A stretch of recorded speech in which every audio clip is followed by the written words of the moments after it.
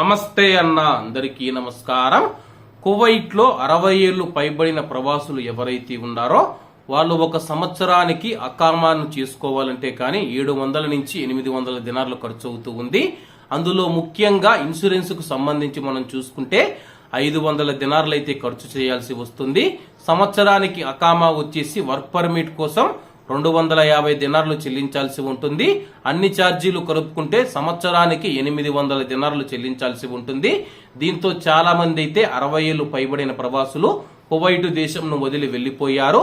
దీంతో చాలా చోట్ల చాలా పరిశ్రమల్లో కానీ చాలా రంగాలలో అనుభవం లేకపోవడంతో అయితే ఆ యొక్క కంపెనీల వృద్ధి ప్రస్తుతానికైతే మందగించిందని చెప్పేసి కువైట్ లో ఉన్న మార్కెట్ నిపుణులు అంచనా వేస్తూ ఉన్నారు.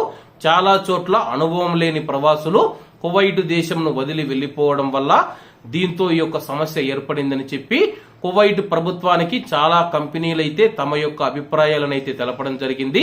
60 ఏళ్లు పైబడిన ప్రవాసులకు ఇన్సూరెన్స్ ఏదైతే ఉందో 500 దినార్లు దాని నుంచి వారికి కొద్దిగా బ్రేక్ ఇవ్వాలని చెప్పి దాన్ని తొలగించాలని చెప్పేసి కోరుతూ ఉన్నారు. మరి కువైట్ ప్రభుత్వం ఎటువంటి నిర్ణయం తీసుకుంటుందో వేచి చూడాల్సి ఉంది. 500 దినార్ల బీమా ఏదైతే ఉందో అదే పెద్ద సమస్యగా మారింది. 250 దినార్ల అకామా వర్క్ పర్మిట్ ఏదైతే ఉందో ఆయా కంపెనీలు బరాయిస్తాయి, కానీ 500 దినార్ల ఇన్సూరెన్స్ ఏదైతే ఉందో అదే ఇబ్బందిగా మారింది. అది గాని కువైట్ ప్రభుత్వం తీసివేసి కువైట్ లోని ప్రభుత్వ హాస్పిటల్లో 60 ఏళ్లు పైబడిన ప్రవాసులు తమకు ఏదైనా ఆరోగ్య సమస్య వచ్చితే హాస్పిటల్లో చూపించుకునేందుకు మునుపటి మాదిరిగా అనుమతి ఇవ్వాలని చెప్పి కువైట్ లో ఉన్న ప్రవాసులు మరియు కంపెనీలు అన్ని రకాల వర్గాల ప్రజలు కోరుతూ ఉన్నారు. మరి కువైట్ ప్రభుత్వం ఎటువంటి నిర్ణయం తీసుకుంటుందో వేచి చూడాల్సి ఉంది. కాబట్టి అందరూ బాగుండాలి, ఎందులో మనం ఉండాలి. అందరికీ నమస్తే అన్న, జై హింద్.